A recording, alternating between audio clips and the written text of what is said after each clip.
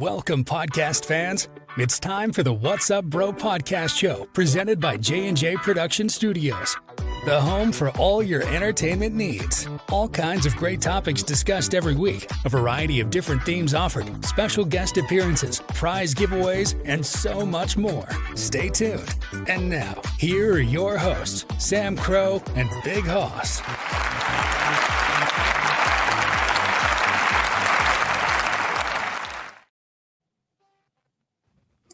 Hello, good evening, everybody. Welcome back to another exciting episode of the podcast. We are here to present another good one for you guys. We've had a slew of special guests. You guys, if you haven't been following, you can. There's a whole bunch of episodes out. We have more coming out, but tonight is another good one.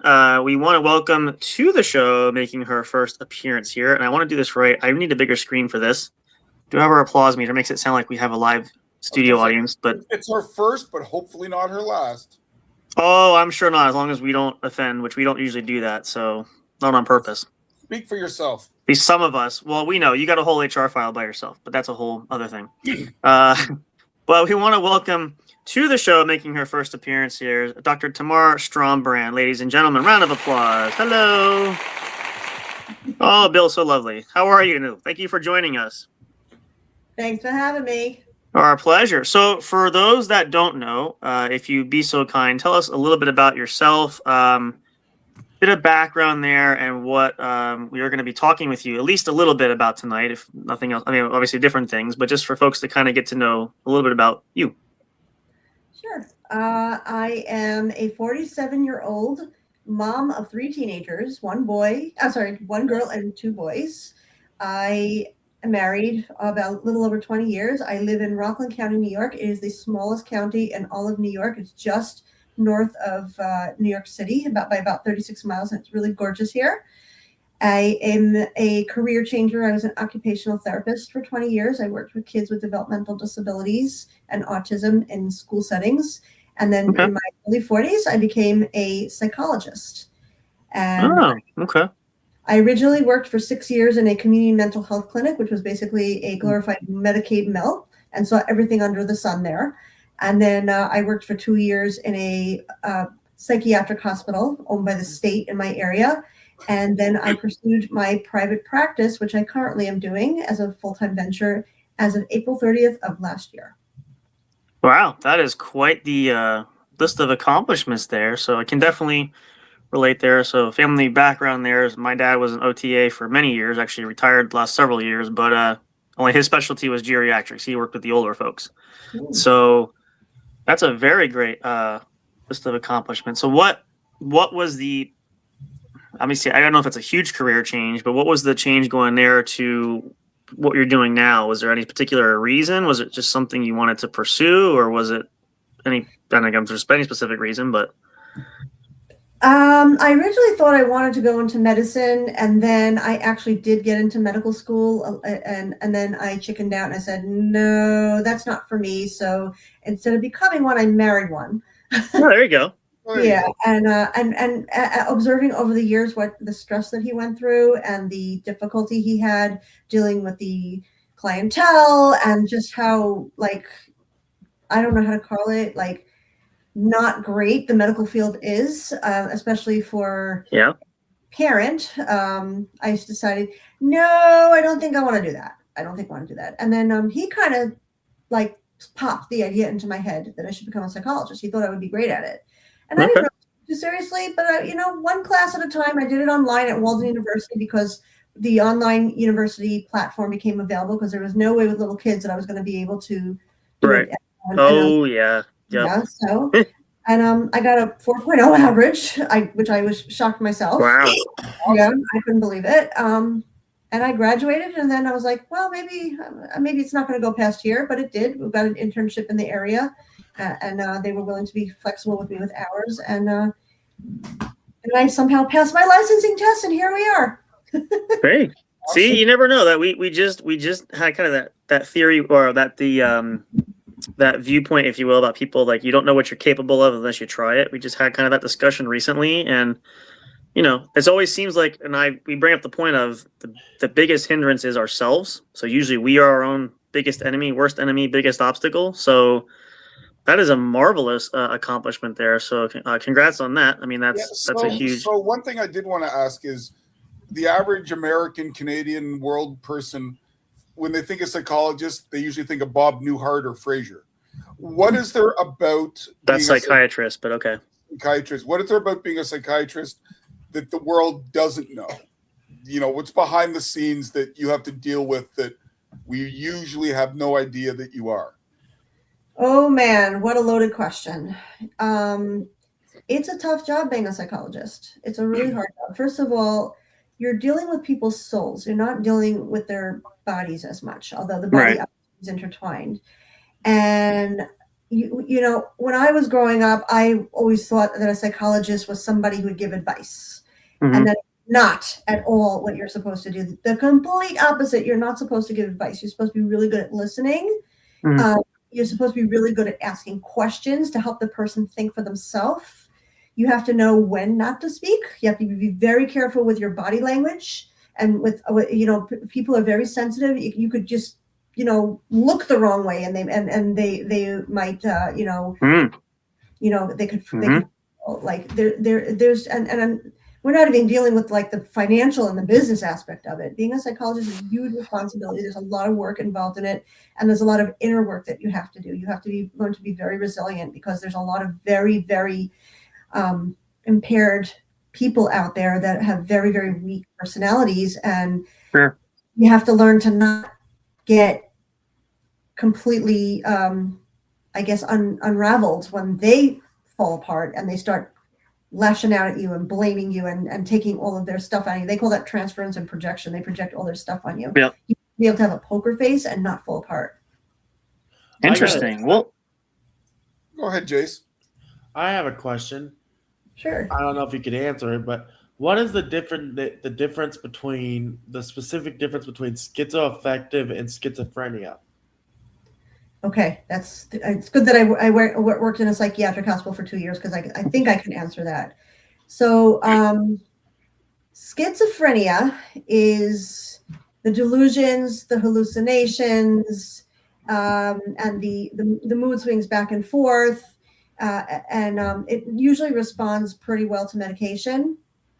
And when the person is on the right medication, they can be really grounded and live a really, really good life. Schizoaffective is a lot more complicated.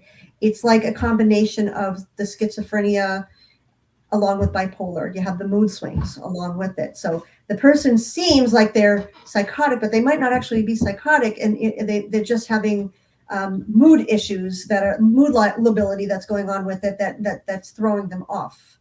And that's why people with schizoaffective have a very hard time responding to medication.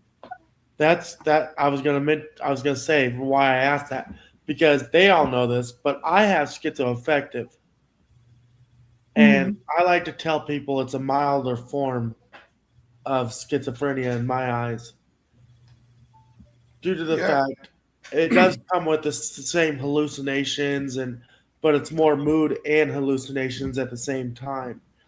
And they're not. I tell people are scared of them, but in reality, they're more scared of you because of what they're going through right then and there. They don't know what's going on, and they're scared to death. I've noticed from my personal experiences, I'm more scared of everybody else than they are of me. See, I just usually say I get used to it. I tell people you're on your period usually, and we know that, but you know, I'm not kidding. Thank you for sharing that. That was I people did tell me that they feel more afraid of others, and while others tend to feel unsure about them, and it's very, very difficult to navigate schizoaffective, and it's also so misunderstood. Yeah. One more thing, Justin, then I'll let you get going. I myself just went through. I've had 3 or 4 rough years, and I just went through group therapy. And the one thing that I did notice is we have, you know, it spanned ages and sexes and things, but one of the females said it's so refreshing to see that there are males willing to be vulnerable and talk about their problems. Is that something that you're now seeing a trend of guys now realizing they need to, or was it something they did behind closed doors that just never saw the light of day?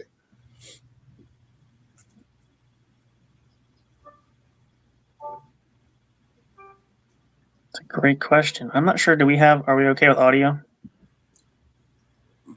Can you hear us, Tamar? Yeah. Oh, Okay. okay. Yeah. Oh, okay. Yeah. Did you want me to repeat? Yeah. Okay. Yeah. 'Cause I think my screen got stuck. That's okay. Oh, it's all Does good. happen. Yeah, it happens at most inopportune moments. Technology's great until it isn't. Yeah. So what I was saying was I've had a rough 4 or 5 years due to pressures at work with family and other things. And I've had to go through therapy with an individual therapist, but I also just went through group therapy. And one thing that one of the ladies there noticed was that she was very surprised that there were that many males who are allowed to be vulnerable and air their problems and seek help. Is that a newer trend you tend to find, or is that something that men have always done, but it was behind closed doors? I don't think it's a newer trend. I think the whole concept of going to therapy, period, whether you're a man or a woman, became more acceptable because of COVID.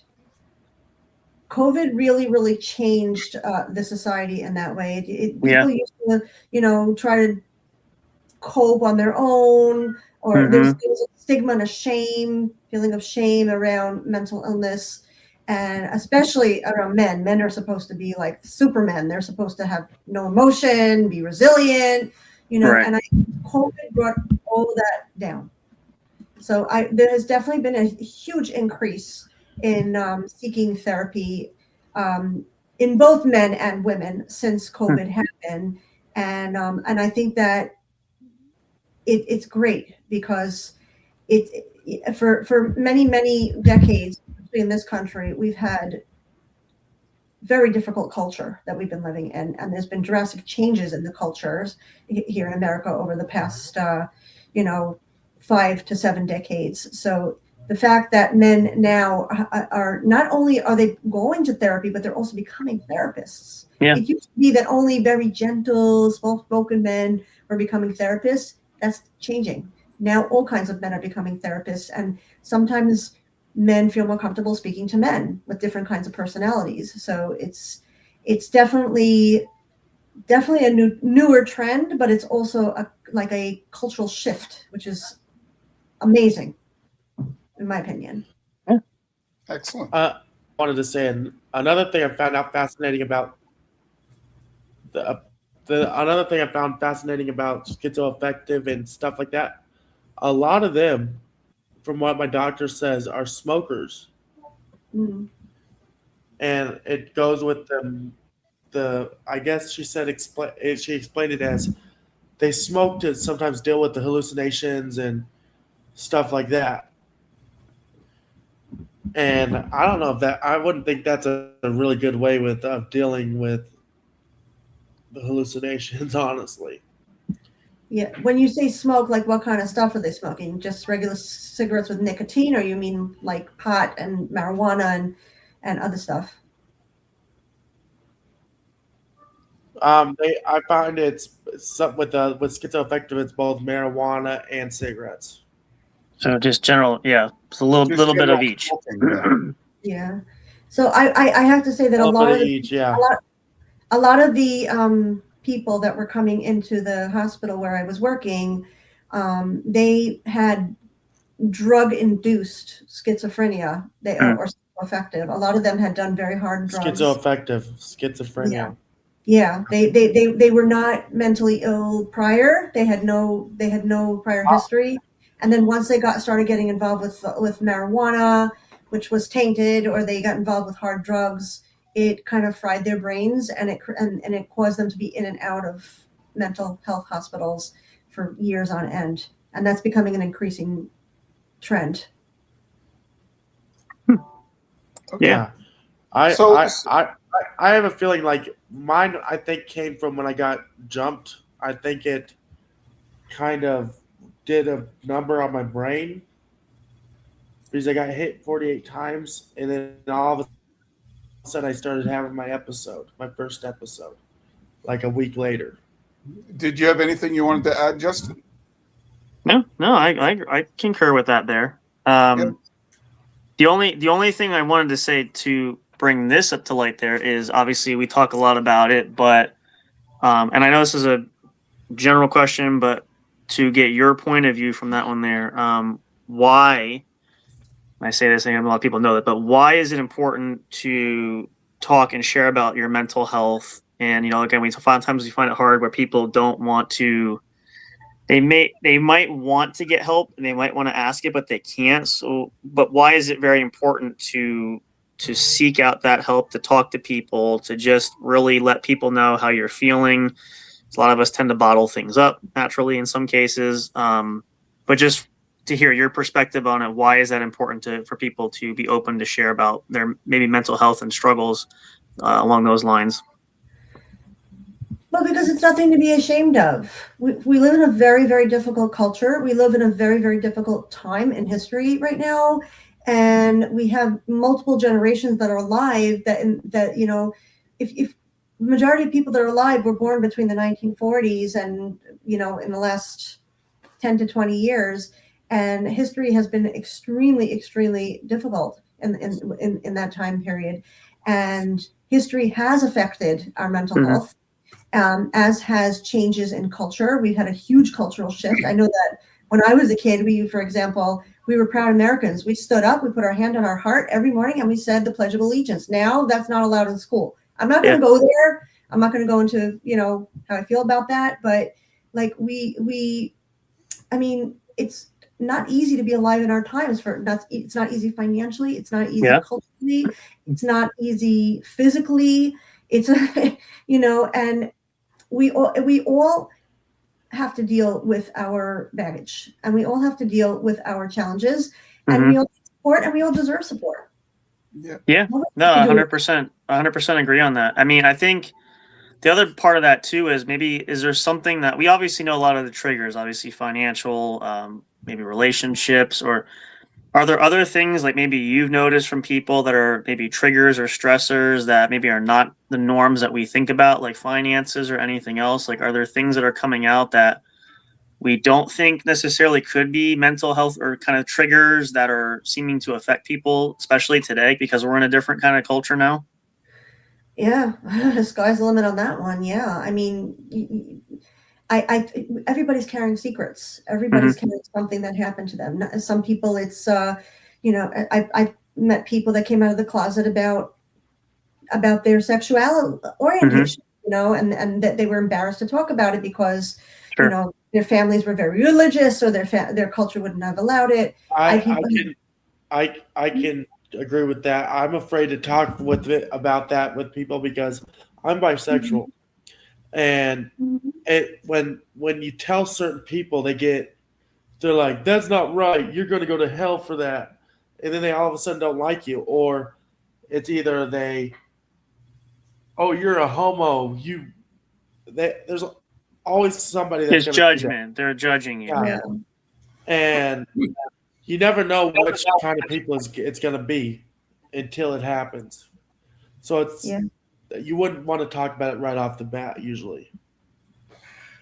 That's right. It's I don't know. I feel our culture has, with all of the openness and about being accepting and inclusive and understanding and of other people and their differences from you. I still think we're a very closed-minded society.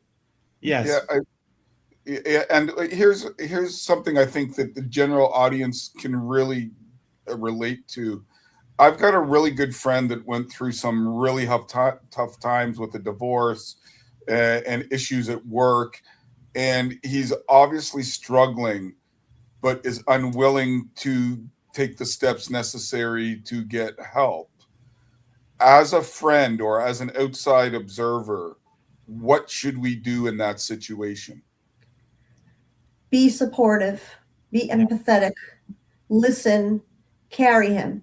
I don't mean physically. I mean just carry him and be there for him. And don't tell him you should get help, because as soon as you say you should get help, that's when you're going to turn him off. Right. Usually when you say seek help, they'll close off and not want to talk to you again. No. Well, and in my situation, the case is that as a result of his ex-wife going to therapy, she realized that this isn't the marriage for me. So the whole therapeutic element is tainted by him for him. Mm-hmm. So he has no trust in the profession because it led to the downfall he's into right now. Yeah. Well, I think for a lot of people, I think it goes back to the point of, say, talking about it, and most people don't want to talk about it. And you do have to feel comfortable about who and when you're talking with about what. And really, it's a good sign of, we've all known people, we've been involved with people that are going through issues where, the natural instinct, I know I've done it, is just let people know I'm here to listen. I'm there for you. I'm not forcing anything, not trying to make you talk. Just most cases you find if you're just willing to listen, and someone seems to be more inclined to open up. I think it's just, everybody wants to be heard. We can probably all agree on that. Yeah. And I think really the hardest part is finding someone that level. Like, again, we talked the professional level, I think is hard because in certain cases, people feel like maybe they're not being quite heard. They're being talked down to because of the level of status. It's a little bit different, professional compared to, say, a peer or somebody that or on equal level or equal footing. Not saying necessarily that it's a bad or not bad thing, but it's not, perception is not right about it. But I think that's a huge struggle. But when you talk to people, and how whether it's your practice or how you deal with folks, how do you take that approach? Can you balance that professional and a little bit more personal? Like, how do you find you connect to people where maybe they want to open up, or you can get them to open up, or at least share, even if it's just a little bit? So it's tough. The opening up thing is tough, especially depending on how traumatized or how closed off the person might be because of what they've been through. You can't force an alliance. It has to happen. And I usually expect that for the first bunch of sessions, I might get nowhere with someone. Mm-hmm. So one thing that was really hard learning when I started my own practice was, as much as I want to keep every single person that comes my way into my practice, the majority don't. The majority only stay maybe 1, 2, 3, 4, 5 sessions. Oh, wow. And they ghost you. And I used to take it very personally. It's something wrong with me. My skills aren't good. My skills are getting better because I have my own business now, and because I'm learning to not personalize it. You can't help everybody, and you do the best you can. Right. And each person teaches you to be a better listener, to learn how to be quiet more and listen more, to feel things out longer before and wait more, give more time developing a rapport before becoming quote unquote professional. And even being so professional, you don't have to be so professional. You're allowed to be a person with them. Most of the people are looking for somebody who's sitting there with a manual saying, okay, for the next 10 sessions, we're going to be working from this manual, and we're going to fix you up with this CBT manual, and by the 10th session, you're going to be perfect. People don't want that. They don't want that. Or how they're like that. So how does that make you feel? Or the the reverse psychology, and that's part of the. I can see that, and I feel like that's obviously probably one area. Well, obviously it's an area where it turns people off because you're coming across a different way. I do agree there too. I think there's got to be balance. I mean, you can't have one too much of the other, but you got to find some kind of middle ground. At least I feel like most of us, and everybody's different, but for the majority of people in the population, the common thread seems to be that there's always that central point, that balance where, we need that. We want the professional end, but we want a personal touch, because you just have to find that right mixture of how to blend it too. But it's difficult because everybody is going through something different. There's no shortage of any kind of problems that mentally. There's things people are, whether it's medically diagnosed, whether it's just from traumatic experiences, there's a whole it could be PTSD triggered. It could be, we talk a lot about, veterans suffering and come back that are dealing with, traumas from warfare. We're talking about, people like, saying getting attacked, male or female, being a victim of something, can trigger a lot of emotional and mental stress. We hear a lot of that all the time. And I think a lot of times we don't realize, I say we as a general whole, how deeply affected people are. And we don't know, because obviously a lot of people we don't know personally, but they do have some really damaging effects that can change a person, and I think that, again, we said that the issue is people feel like there's something wrong with them, why they don't want to get help, because, you're not quote unquote normal. And I think that's what kind of causes people to step back. I know I've had some people like, I don't want to talk about it because of whatever reason. But the hope is, and the goal, like we talk about a lot, because we're obviously huge at mental health. And that's kind of what we're trying to promote there. And each of us has gone through something. But just trying to put that out there with letting folks know, there's no shame in that. You can get help. You can talk to us, talk to other people. We can connect you with people. It's just trying to be that outreach and trying to be a voice for somebody who probably does need to hear that, or, can't say it for themselves. So I think that's a very, very important thing there. Here's a practical question for people. Oh boy.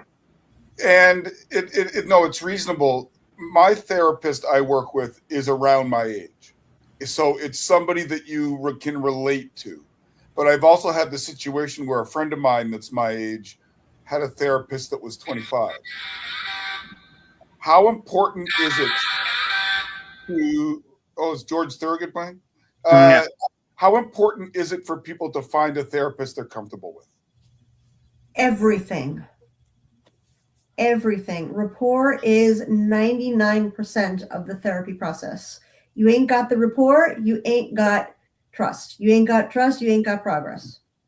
You're not going to open up to somebody that you don't feel comfortable with, and that you feel like you just can't open up, and that you just can't be yourself around. So it sometimes it could be somebody who's a brand new out of school, but that person is just so warm and amazing. And even though you're 30 years older than them, it's not just that they're professional. Professional is baloney. Professionalism is a learned skill, and that comes with experience. But if there's somebody that you just have such a chemistry with, and you feel like you can trust and open up to them, it's going to be a game changer. Yeah, it's always not necessarily an age thing so much as relatability. Right. I find, because if I'm talking about pressures of mortgage payments with somebody who's only ever lived in their parents' basement, right, and it's not even a trust factor. It's just I would be reticent to take their advice, seeing as they've never actually gone through it. Well, that's an interesting point, though, and I that begs the question of how much that plays into it. You might not think it's necessarily the age difference factor, but the relatability can come that. I mean, we see that too a lot of times. The age old is nowadays in culture where it's not uncommon for, say, somebody Bill's age to work with somebody who's my age or younger, and I think there's that difficult struggle with, obviously the first instinct is you've been around a lot longer. Okay. So you just say it's like the entitlement thing. I've been around, and I get that. I've had these conversations with people. It's like, I respect the fact you've been alive. You've been on the planet longer than I have. I get all that stuff. They always say, though, age is not always a measure of wisdom, right? It's just to be fair.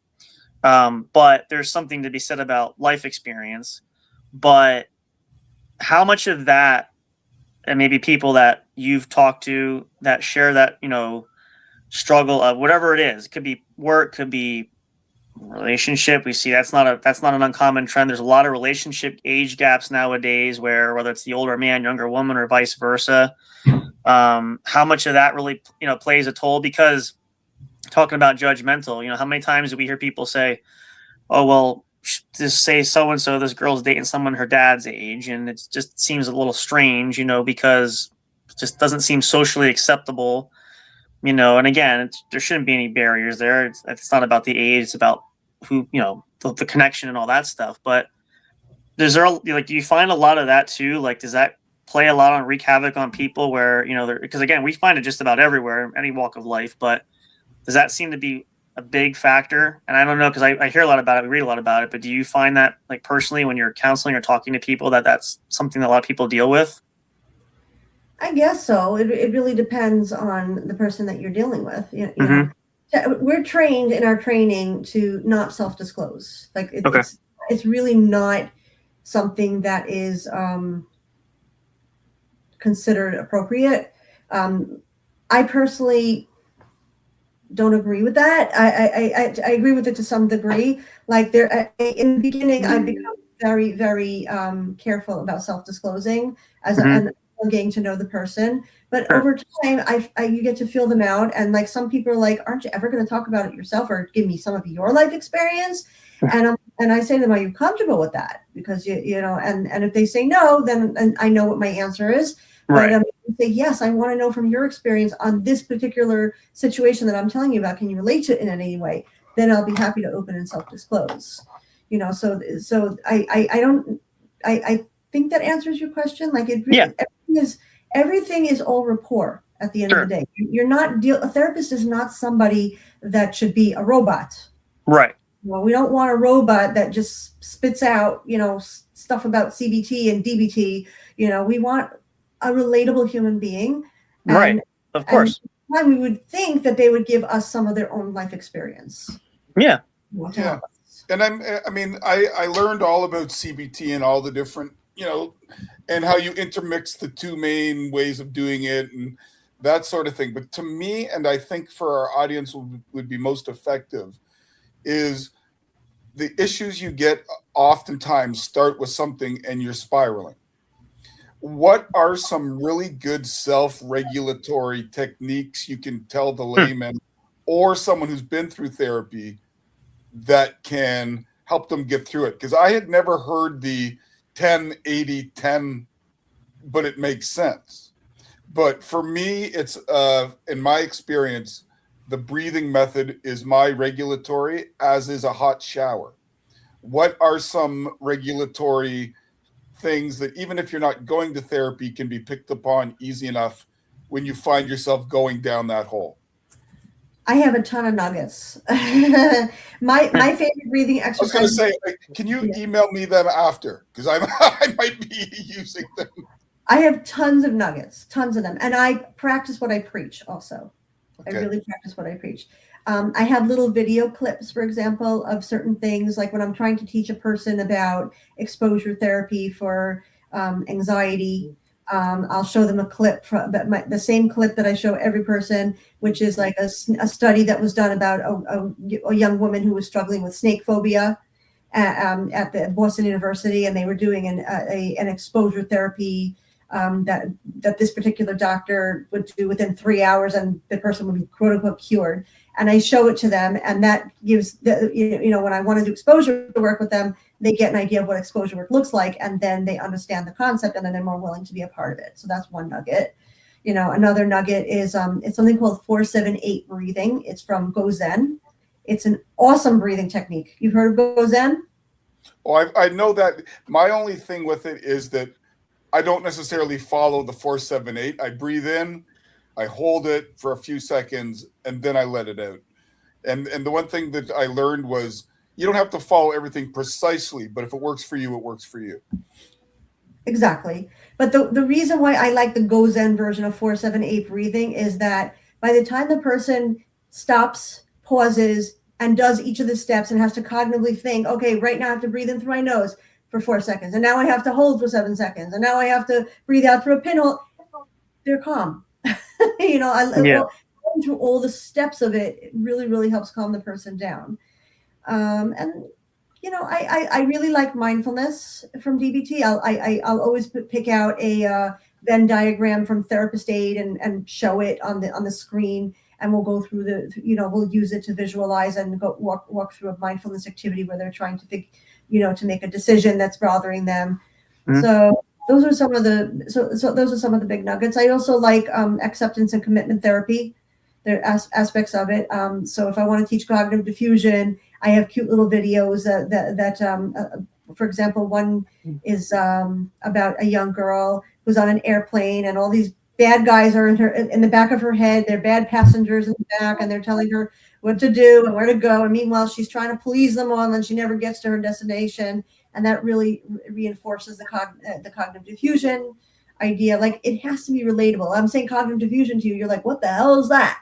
I understand it, but the only reason I understand it is because, not just because I studied it and took classes on it, I found relatable videos and Sure. pictures and I guess metaphors to help people internalize it. All right, Yeah. and just one more follow up, and then Justin, you can get it. The one thing I've learned through my journey is I don't give myself enough grace. What is the importance to people, and maybe explain to them what is giving yourself grace and why is it important? If you're not kind to yourself, how are you going to be calm? If you're not kind to yourself, how are you going to have any sense of self-confidence or self-worth?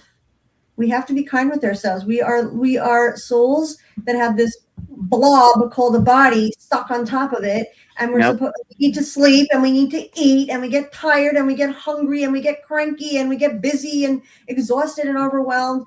We're human beings, and we have to be patient with ourselves, and then on top of being patient with ourselves, we have to be patient with other people and accepting. And I don't know, when I was growing up in the public school system, it was all about accomplishment, and it was all about how many people you can mow down to get to where you want to get to. It was all competition, and they made us have the worst sense of self, and it was hard on ourselves. And until I became a therapist and a mom, to kids that were struggling with neurodivergence and ADHD, and then discovered I had ADHD when I was already older. I didn't understand how important it is to slow down. And remember, we're human.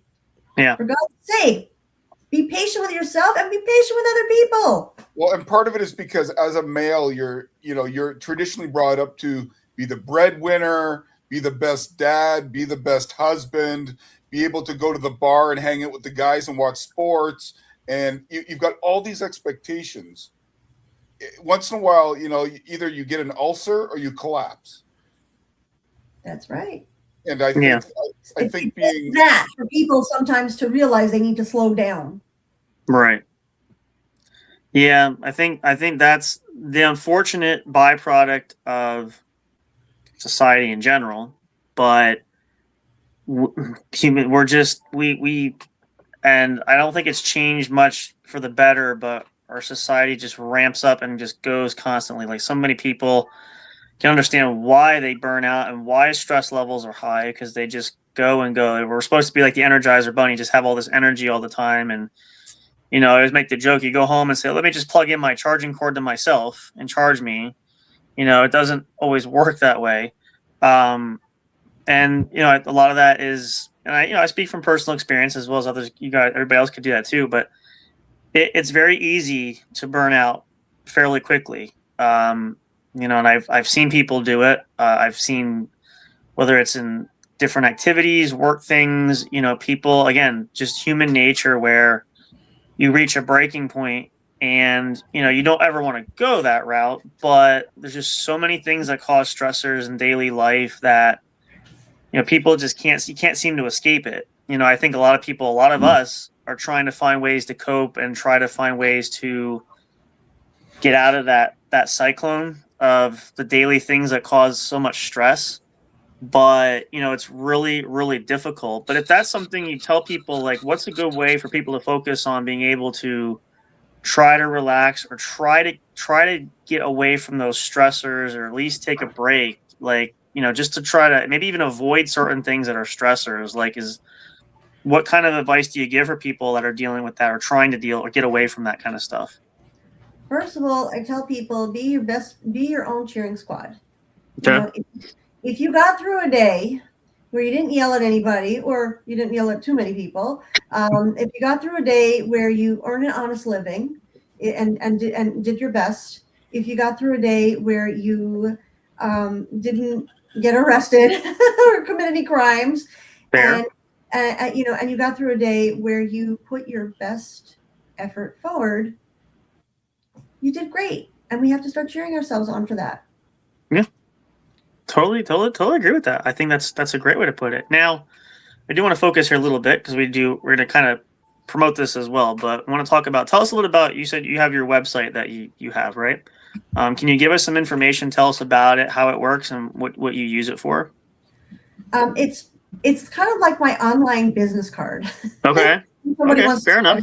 I'm still working on it. I'm not a technological foe, but I tried to put a blog post on it with a clip from a podcast that I did a while ago on it, and I somehow ended up messing up the whole site, so it had to be revamped by my website designer. Sure. So basically, it talks about the different aspects of my practice. It talks Okay. about the what different services I offer, Mhm. and there is a blog in the work where I'm going to be presenting articles on different podcasts I've done and the themes on the different podcasts, the projects that I'm working on for my practice, Okay. and the areas of specialization that I'm working on, and Sure. the things that I'm excited about. Yeah, that's great. And again, it's very simple, yet there's a lot there that can be very much streamlined to people. Which obviously, information superhighway. Everything's online nowadays. Like you can't, pros and cons of it, of course. But I think that's a great tool to use, and I think a lot of people are struggling with. Of course, they're not tech savvy. But yeah, we definitely that's phenomenal. Does anybody else have any questions before we? One other thing I just wanted to mention about my website is I Sure. do offer workshops, and particularly I offer a workshop that I got trained and certified in for helping kids and teachers and function. Helping kids with children with ADHD in the school by training the teachers on how to manage their needs better. Yeah. I also can offer this workshop to parents as well to help parents learn how to manage their children's needs with ADHD and be better parents and help their children succeed. So Wonderful. That's my website talks about. The other thing a lot of people don't realize is when you say the term autism, that is a wide brush. Autism could be everything from somebody just has some difficulties in some areas and can live a long, productive life, all the way through Asperger's, all the way through you're not able to function as a human being on your own independently. So autism itself, I think the label gets slapped on a little too easily in terms of being used by the general public. Now, tell me, what do you think is the importance of people having or setting up barriers? What do you mean by that? Like in terms of, there are certain things that might have led you to the condition you're in, and you realize you have to limit the exposure to that. So you set a limit or barriers of, I'm not going to deal with this person because they're negative, or I'm not going to talk about my family because it makes me uncomfortable, or knowing what your limits are that you can and can't take with people on the outside. Boundaries is like 99% of therapy. And it's a big problem in our society, which has become so freaking open and permissive to the point that it's too much. So I would it's one of the biggest things that I teach and enforce, help reinforce with people, is that you have to know what your boundaries are, and you have to know how to honor them, and you have to know how to communicate them to other people. Because if you don't, not only are other people gonna, walk all over you, you're gonna be a mess. Other people are never gonna learn how to respect you, and they're never gonna learn how to respect themselves. Right. Yeah. Jace, do you have any more questions? Anything else? No, I think I pretty much got it. Okay. Good. I'll just say to kind of finish up, Tamar, this has been amazing. We like talking to people that can speak matter-of-factly, but in a, using the proper tone. You didn't use a lot of industry jargon. You tell people how it is. So if people are interested in contacting you for your services or referrals, how might they get a hold of you? They can go following me on my website, testherapy.com.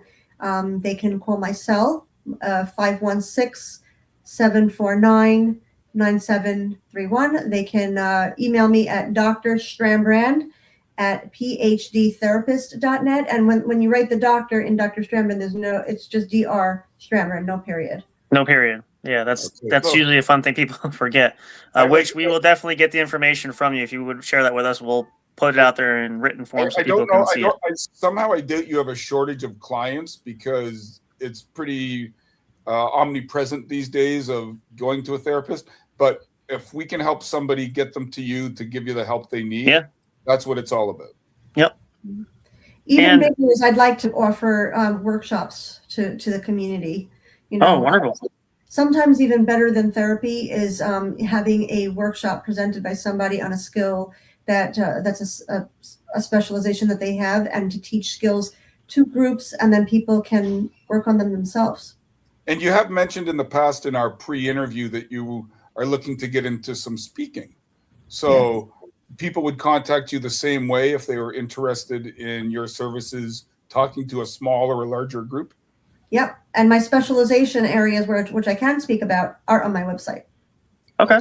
Wonderful. Perfect. Well, and again, any way that we can help with anything for you to put that out there, we would absolutely love to do that. So please, by all means, let us know. Again, share everything you can with us. Links for anything, we'll definitely post that. But as a final kind of a thing too, we want to, and obviously we'll definitely love to have you come back, chat more, because I think this is a great subject. We hope it will encourage and enlighten a lot of people. But for just in this instance, what is a good final piece or a final thought, something that you would share for folks watching, listening? Just if you could give one piece of advice, what would you give? My one piece of advice would be that you should do as much inner healing as you can because you deserve it. Wow. Very, very, very apropos. Short, sweet, and effective. I like that, Tamar. Sometimes less is more. There's something to be said when we get right to the point. You don't have to belabor or beat around the bush, as they say. So that is definitely a great tidbit there. But Tamar, thank you so much for joining us there. Again, we hope you would love to come back. We'd love to have you come back. Obviously, follow up, see how things are going. For you guys watching, we will share some things if you need more information to maybe possibly connect or want to learn more details about her website to get directed there. We'll definitely share those. But, again, a lot of these things, most importantly, is educating, understanding that there is help available, that it starts with us. It starts with us as people. Don't be afraid to reach out. Don't be afraid. If you watch or listen to us a lot, you hear we say this quite often, just whatever you feel most comfortable, but reach out. You're not alone. You're never alone. Nobody's alone. And a lot of times it's easier said than done because people feel that way. But there are great folks like Tamar out there that can be helpful in your local areas. And if you need help, by all means, seek it, because there's so many great programs and things that are available to general public that I think a lot of people are not always aware of. So do your research. But most importantly, again, we say the same thing. Take care of yourself. That's the most important thing, because we do all deserve that. Everybody deserves some peace and a break. We all go through that, no matter what walk in life you are, older, younger, doesn't matter. Everybody has some point they have to go through that, something difficult. So just make sure that you... I got to skip out. I got to go to get ready for the next podcast. Well, just give us a minute. We'll end it together. Don't leave just yet. We're going to end here in just a second. So make sure you guys, again, we'll be happy to give you more information. Stay tuned. Follow us. We'll give you more details. But we're very thankful for your time there. We wish you the best there, especially with your practice, that things go well. And again, if there's any way we can help promote anything, by all means, reach out. We would absolutely love to do that for you. Thank you so much. Thank you. Oh, it's been a real pleasure. You guys, thank you all too so much for tuning in. We're really glad you all could check us out here. Stay tuned for more. We got a lot of great things coming. We hope you guys are excited. So until that time, we will see you guys very, very soon. Have a great night. Take care. Please be well, not just physically, but mentally. That's very important.